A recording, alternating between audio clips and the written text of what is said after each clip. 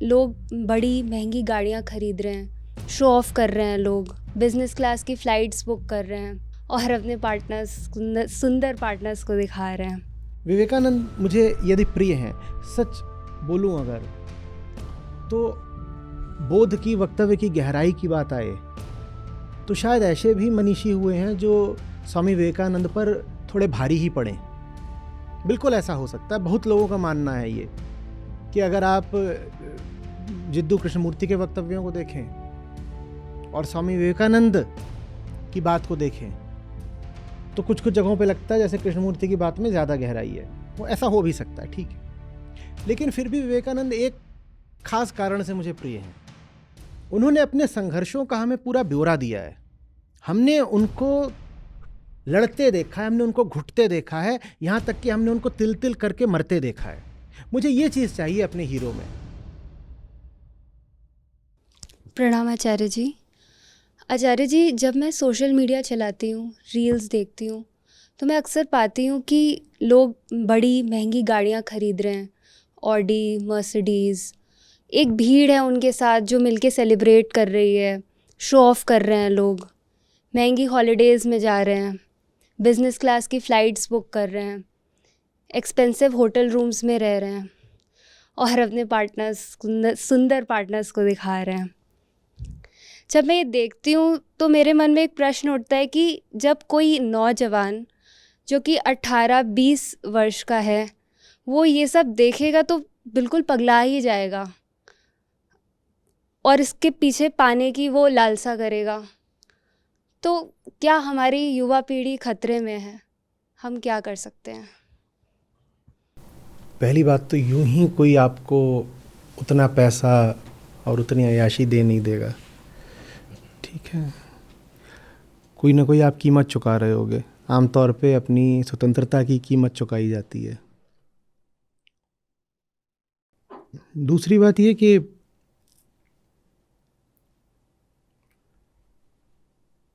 आप भोगने के लिए पैदा नहीं हुए हो, और ये कोई नैतिक नियम नहीं है, ये मनोवैज्ञानिक बात है।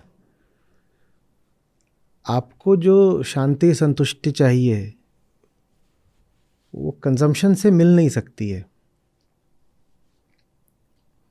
वो तो बस मिलती है सही काम करने से, सही जिंदगी जीने से। वो सही जिंदगी ना हो और उसके विकल्प के तौर पे आप अय्याशी करो तो उससे जो क्षतिपूर्ति है, कॉम्पेंसेशन, वो नहीं हो पाएगा। सही जिंदगी जीने में आपको जिन संसाधनों की ज़रूरत हो वो ले लीजिए बेशक, क्योंकि अगर वो ना हो तो आपका काम रुकेगा, और यही नियम है। कभी पूछना हो अपने आप से, मैं अपने आप को कितना दूं? मान लीजिए आपके पास हो भी, आप अच्छा कमाने लग गए क्योंकि आपको आपके काम में सफलता मिल रही है, काम आगे बढ़ रहा है, आपके पास पैसा आने लग गया, तब भी अपने आप से प्रश्न पूछिएगा कि मैं अपने आप को कितना दूं, उसमें से कितना खर्च करूं। क्योंकि भारत में ये हो रहा है ना, पिछले 20-40 साल में प्रति व्यक्ति आय बढ़ी है काफ़ी। तो अगर आज का कोई 35-40 साल का व्यक्ति है या 25-30 साल वाले भी हैं तो उन्होंने बचपन में अपने पिताजी को एक पुराने स्कूटर को घसीटते देखा है ना, और ये भी देखा है कि कैसे वही ठेले से हम कुछ खरीद के चाट पकौड़ी खा लेते थे, वो 2-5 रुपए 10 रुपए में काम भी चल जाता था। आज से 20-25-30 साल पहले की बात। और फिर शिक्षा के कारण या आर्थिक अवसरों के कारण समृद्धि आ गई और आज उसी घर में पैसा आ गया है। पैसा आ गया है पर उस घर को ये भी याद है कि बिना पैसे के भी काम चल तो रही था, मज़े में बजाज के स्कूटर पर भी काम चल रहा था। पर आज इतना पैसा है कि आप गाड़ी खरीद सकते हो, आप बड़ी गाड़ी खरीद सकते हो, आप शायद 1 नहीं 2 गाड़ियाँ खरीद सकते हो। तो वहाँ ये सवाल लाजमी हो जाता है कि पैसा तो आ गया है, पर खर्च करूँ कितना, क्योंकि काम तो हमारा तब भी चल रहा था जब बजाज स्कूटर था, वही पुराना सा। तो अब क्या करें? छोटी गाड़ी लें, बड़ी गाड़ी लें, एक गाड़ी लें, दो गाड़ी लें, क्या करें? तो वहाँ पर जवाब ये होता है, उतना लो जितना ज़रूरी है तुम्हारा काम पूरा करने के लिए। जब तुम्हें दिखाई दे कि तुमने जितना ले रखा है वो कम पड़ रहा है, क्योंकि उतना कम लेने के कारण काम में ही बाधा आ रही है, तब अपने आप को और दे दो। मोबाइल फ़ोन है, कैसे पता करें कि नया मोबाइल फ़ोन ले लेना चाहिए? जब दिखाई दे कि वो जो मोबाइल फ़ोन है वही अब बाधा बन रहा है काम को आगे बढ़ाने में, उसकी स्पीड कम हो गई है, उसकी मेमोरी छोटी पड़ रही है, कोई और बात हो रही है, उसकी टच स्क्रीन उतनी रिस्पॉन्सिव नहीं रही, कुछ ऐसा हो रहा है कि अब उसके कारण समय खराब होने लगा है, हर 4 घंटे में उसको चार्ज करना पड़ता है। जब दिखाई दे कि अब ये मेरे काम में एक बाधा, एक बॉटलनेक बन रहा है, तब नया ले लो। समझ में आ रही बात? उसको बिजनेस क्लास बोलते हैं फ्लाइट में। बिजनेस क्लास, बिजनेस क्यों बोलते हैं? वो उनके लिए है, those who have a business in life. Business माने व्यापार ही नहीं होता। जब कहा जाता है माइंड योर ओन बिजनेस, तो उससे क्या आशय है? अपना व्यापार संभालो। बिजनेस माने क्या? काम। तो जिनके पास कोई सार्थक काम है करने के लिए,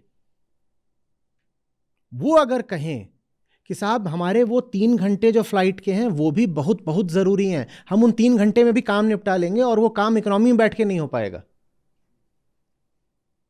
तो अगर फिर वो बिजनेस क्लास में चल रहे हैं तो बात जायज़ है, जस्टिफाइड है। पर बाप के पैसों पे आपको, नहीं साहब इकोनॉमी का 10,000 का टिकट है, बिजनेस का 40 का टिकट है, मैं तो 40 वाले में चलूंगा क्योंकि बाप पैसा देने को तैयार है, मैं बोलूंगा 40 दे दो, दे देगा। तो ये बात कहीं से ठीक नहीं है, और अजीब भी लगेगा। वहाँ लोग बैठे होंगे, सब अपना अपना काम कर रहे होंगे। बिजनेस में कोई ऐसे ही नहीं उड़ने लगता, वहाँ जितने बैठे होते हैं वो सब काम कर रहे होते हैं, और वहाँ बीच में एक जाकर बैठ गया झुन्नू का नुन्नू, और वो क्या कर रहा है? उसके पास कुछ नहीं, बस इधर उधर ऐसे ऐसे देख रहा है कि डैडी जी का पैसा और बेटा जी की ऐश।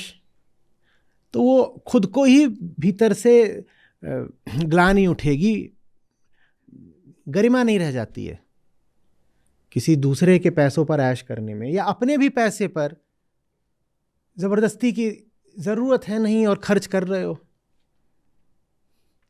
कोई भी खर्चा अपने आप में न जायज होता न नाजायज होता। खर्चा कितना करना है ये इस बात से नापो कि उतना खर्चा करना तुम्हारे काम के लिए जरूरी है क्या। फिर से समझो, उतना खर्चा करना तुम्हारे काम के लिए जरूरी है क्या? काम के लिए जरूरी हो तो करो, और कहो कि नहीं इससे कम में भी काम तो मजे में चलता। काम माने कौन सा काम? जो भी तुमने जीवन में सार्थक कर्म पकड़ा है, अब दिखाई दे कि इससे कम में भी हो जाता, ये तो मैं यूं ही बस अपने आप को एक मनोवैज्ञानिक विलास देने के लिए, इंद्रियगत अपने आप को एक उत्तेजना देने के लिए, सेंसुअल ग्रेटिफिकेशन के लिए बस मैं खर्च कर रहा हूं, तो जान लो कि ये बात देखो ये ठीक नहीं है, ये फिर ठीक नहीं है। बात समझ में आ रही है? सादगी और मित व्ययिता इसमें नहीं है कि कम खर्च करना है, वो इसमें है कि सही खर्च करना है। और ये दो बहुत अलग अलग बातें हैं, कम खर्च करना और सही खर्च करना। क्यों एम्बुलेंस आती है, वो 4 व्हीलर क्यों होनी चाहिए? रोगी को बाइक के पीछे बैठा दो ना। क्यों नहीं, क्यों इतना पैसा खर्च कर रहे हैं? तो अगर एम्बुलेंस जैसी जरूरत है तो वहां 4 व्हीलर चाहिए। पर यहां ऐसे भी सूरमा घूम रहे हैं जो 2 मिनट वाली फ्लाइट लेते हैं प्राइवेट जेट पे। सेलिब्रिटीज हैं, ये तक कर रहे हैं कि थोड़ी सी दूर कहीं जाना है 50 किलोमीटर, वहां भी वो अपने प्राइवेट जेट पे बैठ के जा रहे हैं। वो ऐसे होता और पूरा ऊपर पहुंच भी नहीं पाता और नीचे आ जाता है। यहां पूछना जरूरी है कि साहब आप अमेरिका में हो और आप कोई भीड़ भाड़ वाले इलाके में तो रहते नहीं हो। ऐसे लोग हमेशा शहरों से बाहर रहते हैं। थोड़ा चौड़ी रोड है और जहां आपको जाना है वहां तक कोई ट्रैफिक नहीं। ये आपने क्यों इतना कार्बन खर्च किया, क्यों आपने इसमें इतना फ्यूल जलाया, क्या ज़रूरत थी? ये बर्बादी है, ये अय्याशी है।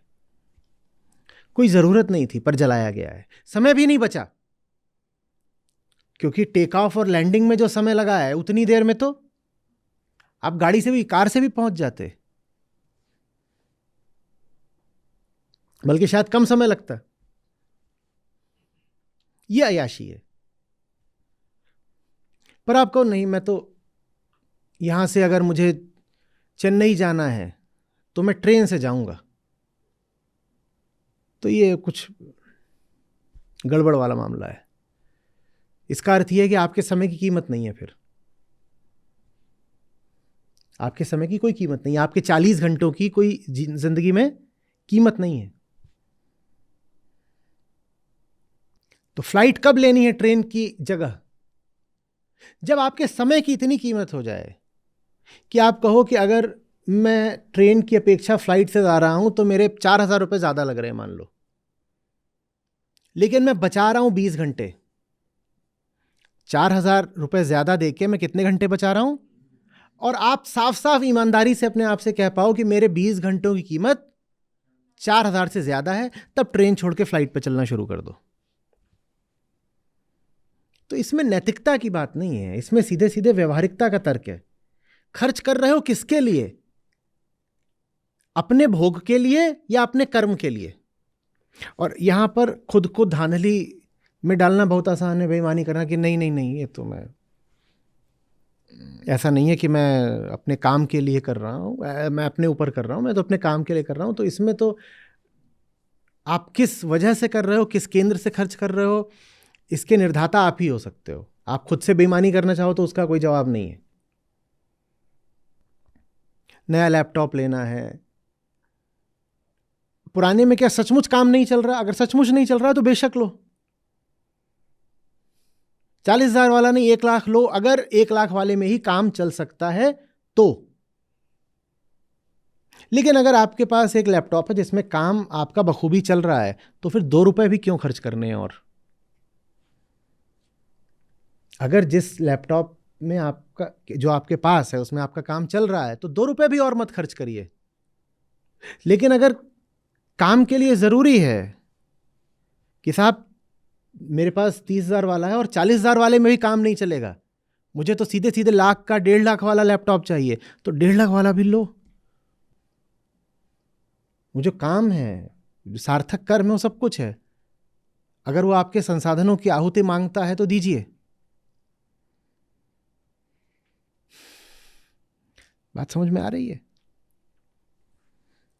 आप जिसको लग्जरी बोलते हो, उस दिन उसमें कदम रखना जिस दिन वो लग्जरी ना रहे, आपकी नीड बन जाए। ये सूत्र है। जिसको आप लग्जरी बोल रहे हो उसको तब तक ठुकराते रहो जब तक वो लग्जरी लग रही है। लग्जरी माने विलासिता, अयाशी, नवाबी। जिस दिन तक उसमें प्रवेश करना बस अयाशी है, उसमें प्रवेश मत करो। और जिस दिन दिखाई दे कि अगर इसमें प्रवेश नहीं करा तो काम का घाटा है, अब ये मेरी जरूरत है, वास्तविक जरूरत है, स्वार्थ की जरूरत नहीं है, मेरे सार्थक कर्म की जरूरत है, उस दिन उस लग्जरी में चले जाना। संभावना यही है कि अगर ये सूत्र लगाओगे तो बहुत ज्यादा लग्जरी की जरूरत पड़ेगी नहीं। आचार्य जी, पर जैसे देखते हैं हम आम तौर पे कि पहले ये सोचते हैं कि अय्याशी करनी है, उसके बाद सोचते हैं कि कौन सा काम करें कि वो उतना सुख मिल सके। ये तो बहुत उल्टा तरीका है कि मुझे जा कर के स्पेन में हॉलिडे करना है, मैं इस हिसाब से पढ़ाई कर रहा हूँ कि एक दिन करियर ऐसा बनेगा कि मैं स्विट्ज़रलैंड में या कहीं पर हॉलिडे मनाऊंगा। ये बहुत उल्टा तरीका, और ऐसे लोगों को आमतौर पे कोई हॉलिडे मिलता भी नहीं है। फिर ये बेकार का तरीका, ये नहीं है। तुम काम करो, अगर काम में डूब गए हो तो सबसे मज़ेदार बात ये होती है कि काम से हटना बुरा लगता है। जिसको आप वेकेशन बोलते हो ना, वो चुभने लगती है। बहुत खुजली हो जाए, वेकेशन जाना है, चले जाओगे, दूसरे दिन से कहोगे काम करना है, क्यों आ गए। ये होता है जब सही ज़िंदगी जियो और काम से प्यार हो जाता है। काम छूटता ही नहीं, काम नहीं छूटता। अभी बीते महीनों में तुम लोग संस्था से, कुछ लोग नैनीताल गए थे, कुछ लोग गोवा गए थे, और कहाँ कहाँ गए थे, ऋषिकेश गए थे। तो जब वहाँ गए थे तो क्या काम बंद कर दिया था? काम बंद कर दिया था क्या? जहाँ भी हो काम तो चलेगा ना, काम करते रहो, काम नहीं छूटता। बल्कि फिर आप कहते हो कि मैं वहाँ जा ही इसलिए रहा हूँ कि वहाँ से मैं और बेहतर काम कर पाऊंगा। मैं वहाँ जा ही इसीलिए रहा हूँ कि मैं वहाँ से और बेहतर काम कर पाऊंगा। अब देखो ये कितना एक विपरीत तरीका हो गया, और कितना सुंदर। एक आदमी होता है जो छुट्टी मनाने जाता है ये बोल के कि मैं काम बंद करके जा रहा हूँ, मैं वहाँ इसलिए जा रहा हूँ कि वहाँ जाऊँगा तो मेरा काम बंद हो जाए। और दूसरा आदमी होता है जो कहता है कि मैं बाहर कहीं जा रहा हूँ ताकि वहाँ से मैं काम और ज़्यादा कर सकूँ। मैं बाहर जा रहा हूँ ताकि मैं वहाँ से काम और ज़्यादा कर सकूँ। मज़ेदार है कि नहीं? है कि नहीं? मैं वेकेशन ले रहा हूँ ताकि वहाँ और ज़्यादा काम कर सकूँ। और सचमुच ऐसा होता है। संस्था में तो हो रहा है ऐसा, निश्चित रूप से हो रहा है। जो यहाँ पर हैं उनके काम में थोड़ा ऊंच नीच 19-20 हो जाए चलता है। जो बाहर गए हैं संस्था खुद ही भेजती है, अच्छा जाओ, हर महीने कुछ लोग जाते हैं, तुम लोग जाओ। जो बाहर गए हैं उनसे तो और ज़्यादा, हाँ भाई कितना रहा, और बहुत पूछना भी नहीं पड़ता, कर ही लेते हैं। वहाँ घाट पर बैठ करके और अच्छे से काम चल रहा है, कैफ़े में बैठे हुए हैं और बढ़िया, लैपटॉप ही तो लेके बैठना, और क्या करना है। मस्त है नहीं तरीका जीने का? कह रहे वाह साहब, टूरिस्ट स्पॉट पर दिखाई दिए आप, क्या कर रहे हो यहाँ पर, क्या करने आए? क्या जवाब दिया? काम। काम। तो टूरिस्ट स्पॉट पर क्यों आए? क्योंकि सुंदर जगह है, यहाँ पर काम और अच्छे से होता है। पहाड़ है या समुद्र है, कुछ है, गंगा है, घाट है, यहाँ पर काम हमारा और अच्छे से होता है, इसलिए आए हैं यहाँ पर। हरी बात समझ में? तो तभी जाएंगे जब वहां जाने से हमारा काम और अच्छे से हो, तभी खरीदेंगे जब उसको खरीदने से हमारा काम और अच्छे से हो। ये होटल लूं या ये होटल लूं? 1,000 वाला भी है, 4,000 वाला भी है, 14,000 वाला भी है, 24,000 वाला भी है, कौन सा लूं? जहां काम अच्छा हो वो ले लूंगा। जहां काम अच्छा होगा वो ले लूंगा, बात खत्म। मैं अपने आप को कितना दूंगा इसका फैसला मेरे काम का स्तर करेगा। और अगर मेरे काम में कोई स्तर नहीं तो मैं अपने आप को कुछ दूंगा भी नहीं। और मैं अपने आप को जो भी दूंगा अपने लिए नहीं दूंगा, अपने काम के लिए दूंगा। उदाहरण देता हूं, मेरे पास 2 तरीके के कपड़े हैं, एक मेरे, एक संस्था के। जो मेरे हैं वो ऐसे हैं कि उनमें ये लोग फोटो वगैरह नहीं लेते, सारी ये कैमराबाजी तब करते हैं जब संस्था वाले कपड़े होते हैं। और मेरे अपने कपड़े हैं कि वो एक उसमें पाइल में आ जाते हैं, और जो संस्था वाले हैं वो यहाँ पे होते हैं इस्तेमाल, और यहाँ से इस्तेमाल होकर वापस जाते हैं, खूंटी पे टंग जाते हैं, उनको प्रेस करके वापस वहाँ रख दिया जाता है कि दोबारा जब कैमरा आएगा तो इनका इस्तेमाल होगा। समझ में आ रही बात? अपने लिए जो लेना है वो इतना ही काफ़ी है, काम के लिए ज़रूरत है तो एक अलग खर्चा है फिर, और वो तभी किया जाएगा जब निश्चित हो कि वो करने से काम को लाभ होता है। हाँ, काम को लाभ होता है, ठीक है। ये प्रयोग करके, परीक्षण करके, नाप जोक के पता चल गया कि आचार्य जी जब आप वो सड़ा कुर्ता पहन के बैठ जाते हो तो व्यूज़ नहीं आते। तो ये बात अब निश्चित हो चुकी है, आचार्य जी जाओ कोट खरीद लो, उस कुर्ते में और वो सब जो आप बैठा करते थे उसमें काम नहीं बन रहा। ठीक, फिर ठीक। अपने आप को लग्जरी देने से पहले मैं क्या पूछूंगा, क्या मेरा काम इस लायक है? बस। और जितना मेरे काम का स्तर बढ़ता जाएगा उतना मैं अपने आप से कहता जाऊंगा हाँ, काम अब मांग रहा है एक नया मोबाइल फ़ोन, काम अब मांग रहा है लैपटॉप, काम मांग रहा है कि मैं ऐसी जगह पे ना रहूं जहां बहुत भीड़ भड़क्का हो, क्योंकि भीड़ भड़के में काम नहीं हो पाता। तो मैं उस हिसाब से फिर काम की खातिर, काम के सेवक की तरह, काम के साधन की तरह, काम के निमित्त की तरह मैं अपने आप को फिर सुविधाएं दूंगा, देती चलूंगी, उससे पहले नहीं।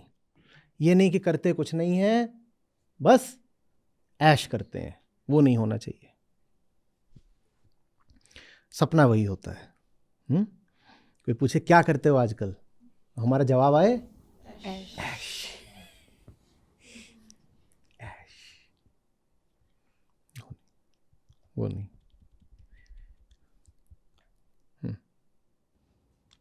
आचार्य जी, जैसे इनके प्रश्न में ही कुछ अवलोकन है।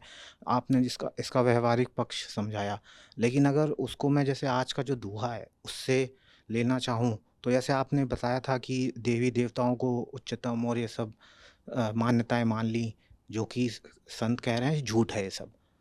तो आज की डेट में देवी देवताओं को भी छोड़ के हमने अपने अंजन का विस्तार भौतिक वस्तुओं में कर दिया है, जैसे रुपया, पैसा, गाड़ी और करियर। तो उसको ही भगवान मान लिया है बेसिकली। तो उसी को ही सच मान के सब उसके पीछे लगे हैं और अपनी पूरी आइडेंटिटी ही एक तरह से उससे जोड़ दी है। इसीलिए ही उसका इतना ज़्यादा प्रचलन और शो ऑफ भी किया जा रहा है। तो बस ये अवलोकन थोड़ा सा शेयर। हाँ बिल्कुल, एकदम है।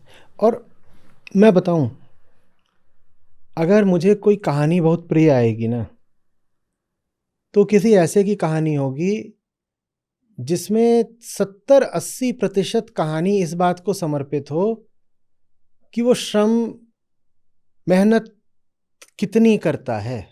वो मेरा हीरो होगा। उसको महापुरुष बोल लो, अवतार बोलो, नायक बोलो, मैं हीरो बोल रहा हूँ सीधे, वो मेरा हीरो होगा।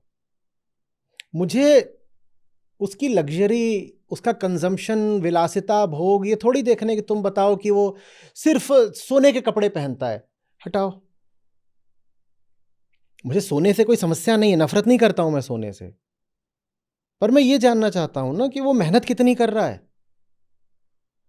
और ये तो बड़ी भारी समस्या हो जाएगी अगर कोई सोने के वस्त्र पहन के घूम रहा है बिना मेहनत करे, ये तो बड़ी गड़बड़ हो गई। फिर तो मैं पूछूंगा कि तूने क्या बेचा है जीवन में जो तुझे इतना स्वर्ण प्राप्त हुआ, क्योंकि कुछ भी जीवन मुफ्त तो नहीं दे देता। There are no free lunches. किसी भी आदमी को अगर कंजम्पशन करते देखना, तो या तो 3 संभावनाएं होंगी। 2 संभावना ये है कि कमाया है और कमा के अपने ऊपर अनाप शनाप खर्च कर रहा है, एक संभावना ये है। दूसरी, उससे बेहतर संभावना है कि कमाया है और इसलिए खर्च कर रहा है क्योंकि आवश्यकता है खर्च की। और तीसरी जो सबसे गिरी हुई संभावना है वो ये है कि सिर्फ खर्च कर रहा है, कमाया है ही नहीं।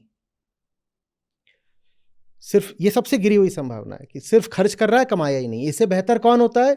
जिसने स्वयं कमाया है लेकिन खर्च अनाप शनाप कर रहा है, जरूरत नहीं थी खर्च की तब भी कर रहा है। सबसे बेहतर कौन होता है? खुद कमाया, जिसने कमाया है और खर्च उतना ही कर रहा है जितना उस काम के लिए आवश्यक है। हमारी जो कहानियां हैं उनमें बताते ही नहीं कि कमाया कैसे।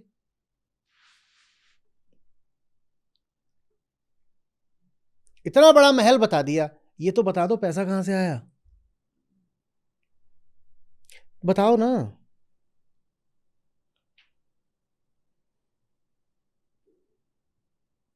विवेकानंद मुझे यदि प्रिय हैं, सच बोलूं अगर, तो बोध की वक्तव्य की गहराई की बात आए तो शायद ऐसे भी मनीषी हुए हैं जो स्वामी विवेकानंद पर थोड़े भारी ही पड़े।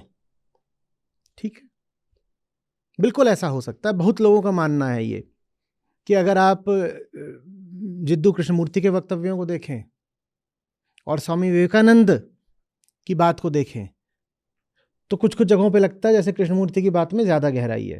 वो ऐसा हो भी सकता है, ठीक है। लेकिन फिर भी विवेकानंद एक खास कारण से मुझे प्रिय हैं। उन्होंने अपने संघर्षों का हमें पूरा ब्यौरा दिया है।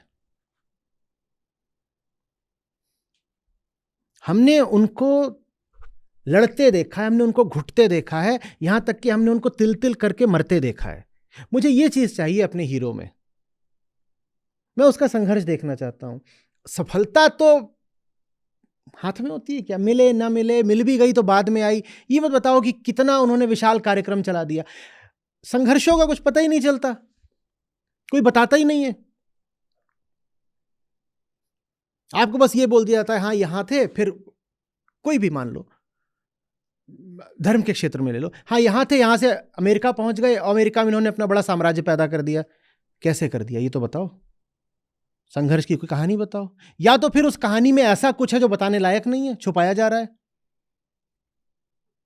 और अगर बताने लायक है तो कृपा करके बताओ, क्योंकि हमें प्रेरणा तो संघर्ष से ही मिलनी है। बाद में तुमने स्वर्ण महल खड़ा कर दिया है या कि करोड़ अनुयायी हो गए और ये हो गया वो हो गया, 700 किताबें हो गई, ये बाद की बात है ना। एक आम आदमी जहां खड़ा है उसका ज्यादा सरोकार किससे है? तुम्हारे संघर्ष से, क्योंकि उसको तो आगे बढ़ना है, संघर्ष करना है, वो ये जानना चाहता है। वो बातें बताई नहीं जाती, वो बातें जाननी जरूरी है। आपका हीरो वो नहीं होना चाहिए जो सक्सेसफुल है, वो होना चाहिए जो स्ट्रगलिंग है। स्ट्रगल से ताल्लुक रखिए, सक्सेस से नहीं।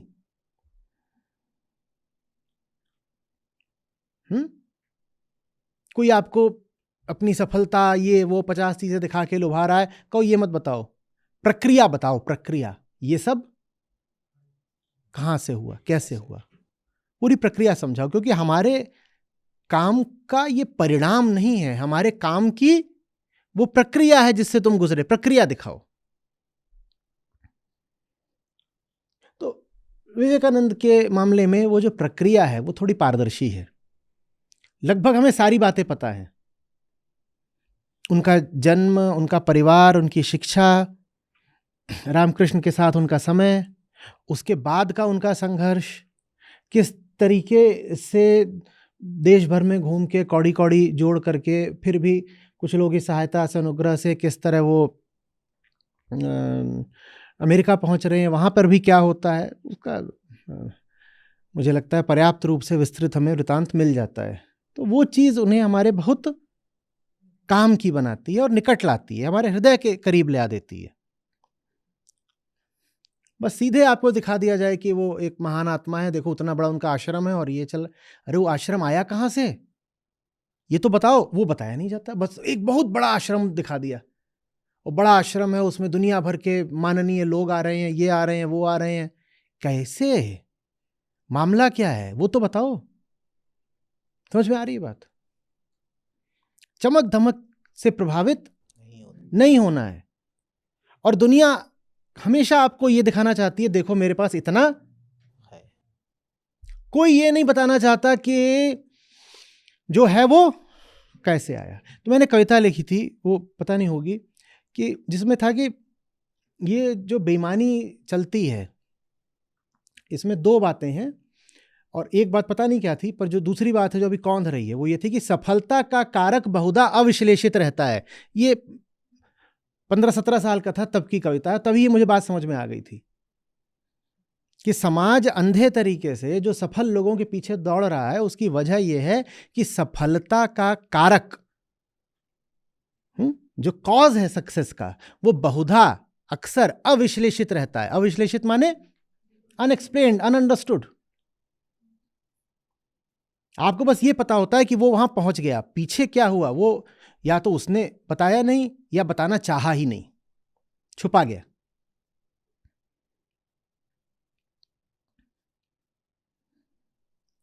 अपने आदर्श उनको बनाइए जिन्होंने प्रयास भरपूर करा हो।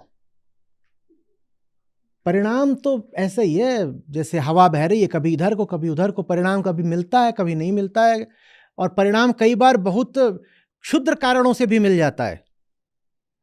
तो परिणाम के बहुत ग्राहक मत बनिए। समझ में आ रही है बात? ये देखो कि लड़ा कौन, भिड़ा कौन, जीता कौन, ये राम जाने। और कई बार तो सिंहासन बिना जीते भी मिल जाते हैं बपौती के रूप में।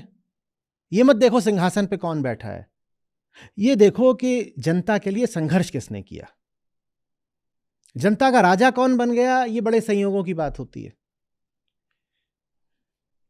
जनता के लिए निष्काम संघर्ष कौन कर रहा है, वो होना चाहिए तुम्हारा हीरो, तुम्हारा नायक, तुम्हारा अवतार भी। और वो नहीं मेरा हीरो होगा जिसको दैवीय रूप से कुछ विशिष्ट क्षमताएं हासिल थीं।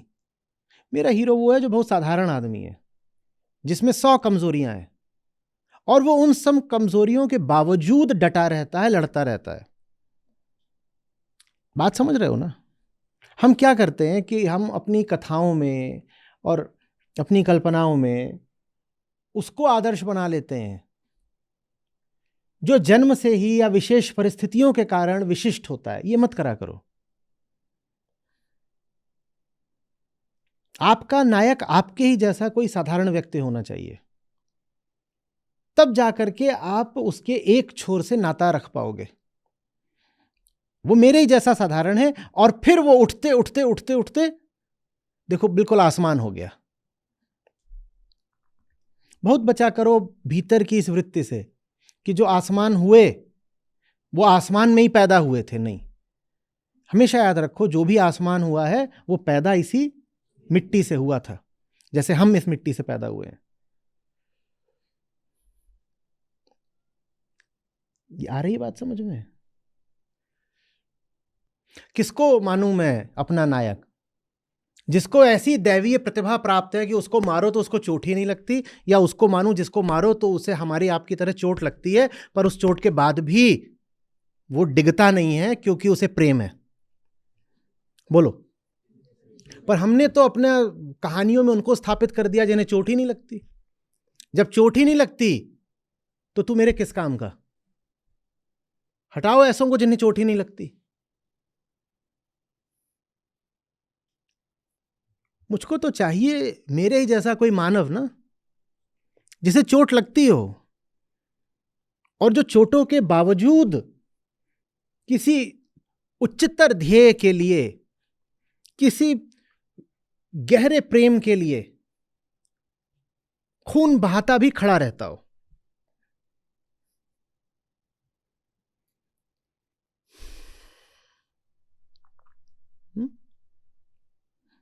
अलौकिकता के पीछे दीवानगी बंद करो बिल्कुल। अलौकिक है, अलौकिक है, दिव्य है। क्या करोगे अलौकिक का? तुम इस लोक के हो और कोई अलौकिक है, क्या करोगे?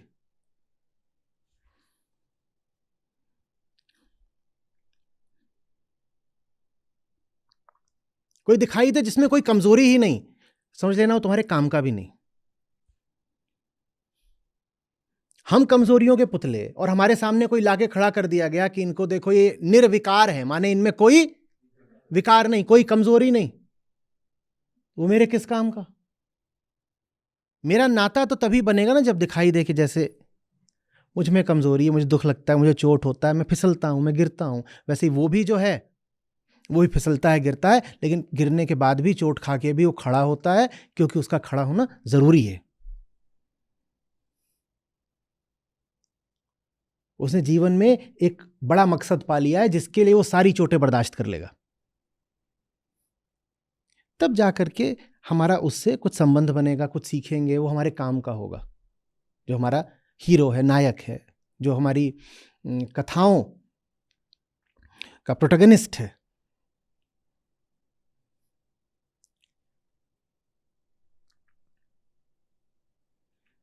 और ऐसों से बचना जो अपनी दुर्बलताएं छुपा के बोलते हो कि मैं तो सुपर हीरो हूं। अगर वो सुपर हीरो है तो आपके किसी काम का नहीं है।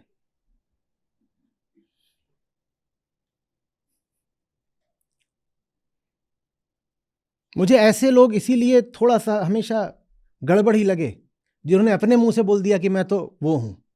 मैं कहा ये तुम रहने दो, या तो तुम झूठे हो, और अगर तुम सचमुच वो हो तो मेरे काम के नहीं हो। मुझे तो कोई चाहिए जो इसी जमीन का हो, जो मेरा हाथ थाम सके। तुम अगर वो हो गए हो तो मेरे किस काम के हो। और ज्यादातर जो बोलते हैं ना कि मैं तो वो हूं, वो फिर इस जमीन के भी नहीं होते, वो पाताल के होते हैं। वो पातालवासी हैं जो अपने आप को आकाशवासी बता रहे हैं।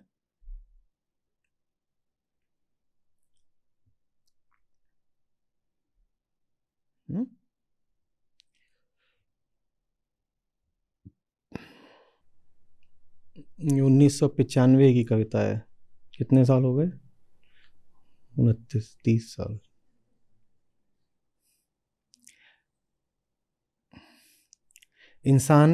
इंसान की जो आक्रामकता है उसको लेकर लिखी थी। और मैं जिन लोगों के बीच में तब था, वो सर्किल भी आक्रामक ही लोगों का था। गो गेटर्स, ये हासिल करना है, वो हासिल करना है, जिंदगी में तेजी से आगे निकलना है, just surge ahead, cut through the crowd and meet your fate. वो सब जो चलता है ना, सिर्फ सिलेक्शन नहीं होना है आईआईटी में, जेई टॉप करना है, वो सारा, और उसके लिए जितने तरीके के दंड फंद हों सब कर लेने हैं। तो इंसान, लगता है बहुत आक्रामक होते जा रहे हो तुम। गिद्ध सी तुम्हारी पैनी नज़र, तेंदुए सा तुम्हारा हमला, सिंह सा प्रहार, अपराजेय तुम, शक्तिशाली सामर्थ्यवान।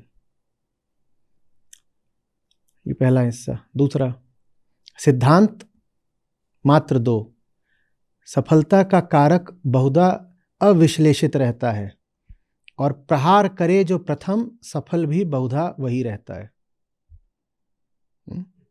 तो यही तुम्हारे 2 प्रिंसिपल्स हैं जिन पे तुम चलते हो।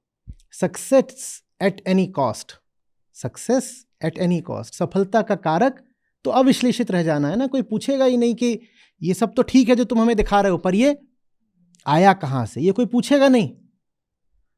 तो तुम्हारी चांदी हो जाती है किसी भी तरीके से, बस जस्ट कहते हैं ना वो, fake it till you make it, and once you have made it, nobody will point at your fakeness. कोई नहीं कहेगा कि तुमने जो कुछ भी हासिल कर लिया इसको हम 2 कौड़ी का मानते हैं, इस पर थूकते हैं क्योंकि ये तुमने गलत रास्तों से हासिल करा है। कोई नहीं कहता ऐसा। एक बार आपने कुछ हासिल कर लिया, फिर जो आपने हासिल किया है वही दिखा दिखा के आप और छा जाते हो समाज पर।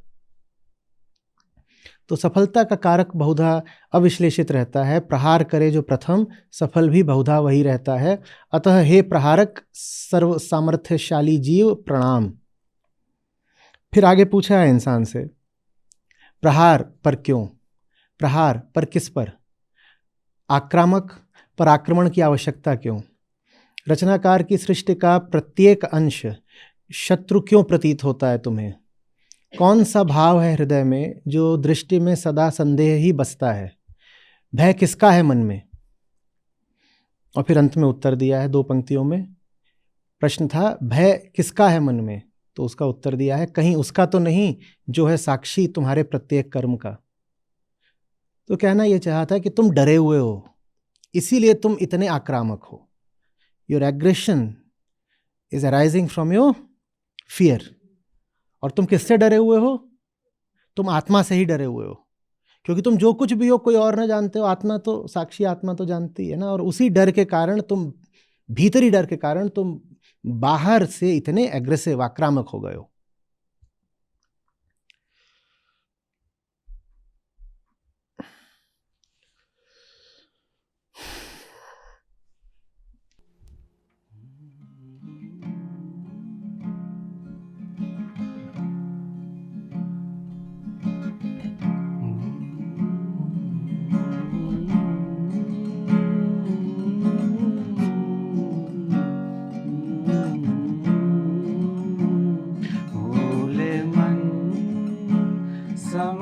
समझ के लाद लदनिया, भूले मन समझ समझ के लाद लदनिया भूले मन।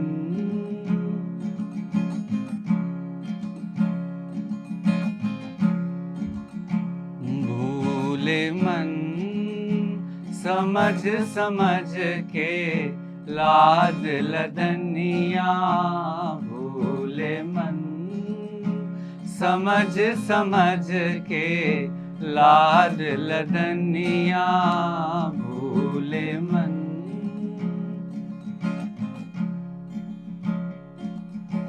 थोड़ा लाद बहुत मत लादे, टूट जाए गर्दनिया,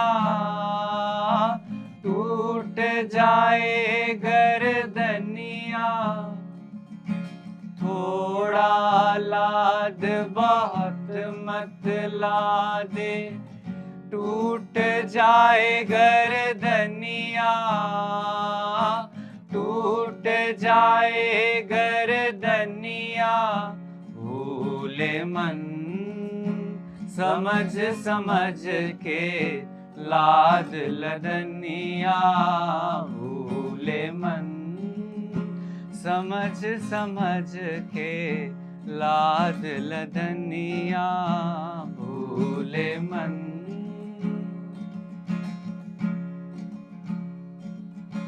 भूखा हो तो भोजन पाले, आगे हाट न बनिया, आगे हाट न बनिया। भूखा हो तो भोजन पाले, आगे हाट न बनिया, आगे हाट न बनिया। भूले मन समझ समझ के लाद लदनिया भूले मन। प्यासा हो तो पानी पी ले, आगे देश निपनिया, आगे देश निपनिया। प्यासा हो तो पानी पी ले, आगे देश निपनिया, आगे देश निपनिया। भूले मन समझ समझ के लाद लदनिया भूले मन।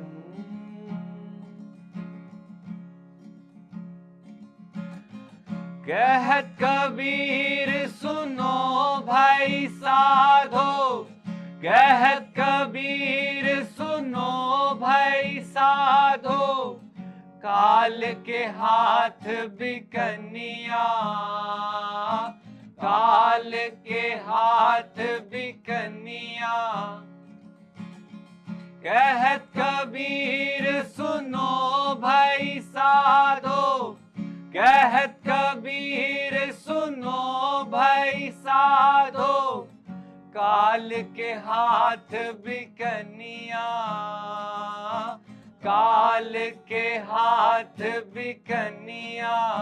भूले मन समझ समझ के लाद लदनिया भूले मन।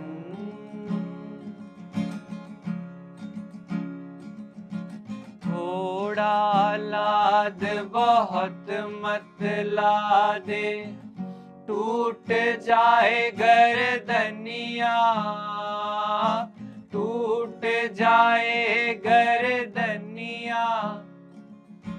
थोड़ा लाद बहुत मत लादे, टूट जाए गर्दनिया, टूट जाए गर्दनिया। भूले मन समझ समझ के लाद लदनिया भूले मन। समझ समझ के लाद लदनिया भूले मन।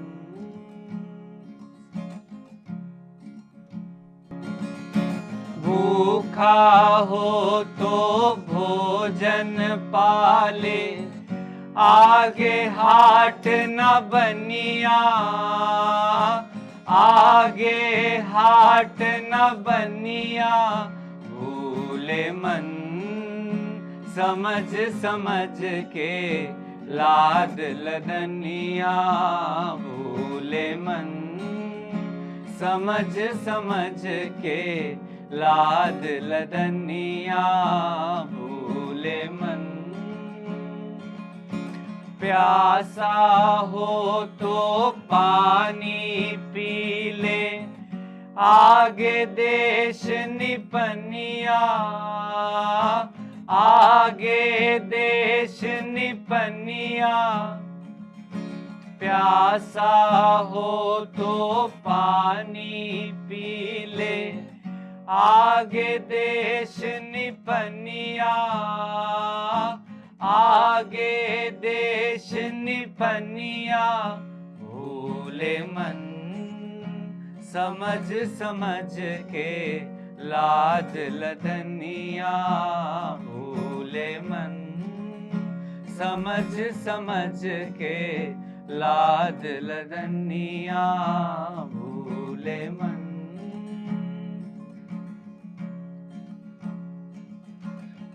कहत कबीर सुनो भाई साधो, कहत कबीर सुनो भाई साधो।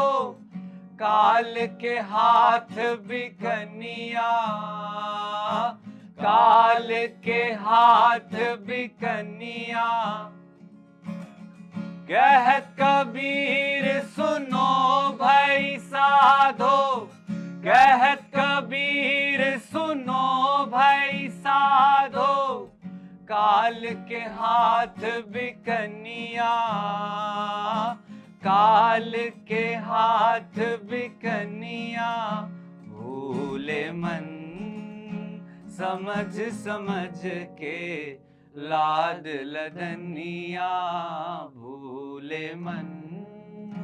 समझ समझ के लाद लदनिया भूले मन।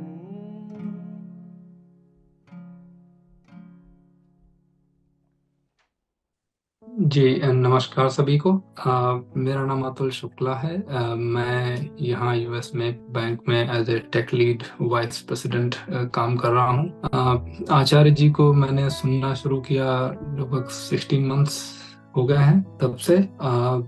परिवर्तन मैं सबसे नोटिसेबल परिवर्तन जो महसूस करता हूँ, मैं इसके पहले भी कई और गुरुओं को सुनता रहा, लेकिन मेरा बहुत सारा समय जैसे जो खाली समय होता था मैं यूट्यूब वगैरह देखता रहता था। और इन गुरुओं को सुनने के बाद भी मैं यूट्यूब वगैरह में बाकी सारा समय अपना जो भी होता था वीकेंड्स पर लगाता था। लेकिन जब से मैंने आचार्य जी को सुनना शुरू किया है, मैं आचार्य जी के ही वीडियोस देख रहा हूँ और मैं बाकी यूट्यूब वीडियोस अब नहीं देखता हूँ, क्योंकि वो बहुत इंगेजिंग लगते हैं मुझे। और जो आज की जनरेशन है उसके लिए कह लें, उससे कनेक्ट जो उनका है वो बड़ा जबरदस्त है। उनकी जो लैंग्वेज है वो एड्रेस करती है आज की जनरेशन को, तो कहीं ना कहीं उससे हम जुड़ा हुआ महसूस करते हैं। तो आज के सेशन में हमने समझा तमोगुण, रजोगुण और सतोगुण के डिफरेंस के बारे में। मैं पाता हूँ मैं अभी रजोगुण वाली कैटेगरी में ही आता हूँ, बट अब ये डिफरेंस जरूर समझ में आया है। और मैं इससे ये भी कहना चाहूँगा, जो मैं बता रहा था कि जो वीडियोस में जो पहले देख रहा था यूट्यूब पे दूसरे और जो इतने एंगेजिंग नहीं होते थे, मेरे ख्याल में वो वीडियोस भी तमोगुण और रजोगुण कैटेगरी में आते हैं। जो आचार्य जी का वीडियो है वो सतोगुण कैटेगरी में आता है। तो that's how it is very engaging. एक दोहा जो आज ही के सेशन से है, मैं वो कहना चाहूँगा कि प्रकृति को जो पूजोगे पदार्थ ही तुम पाओगे। काम पूरे हो जाएंगे, अधूरे तुम रह जाओगे।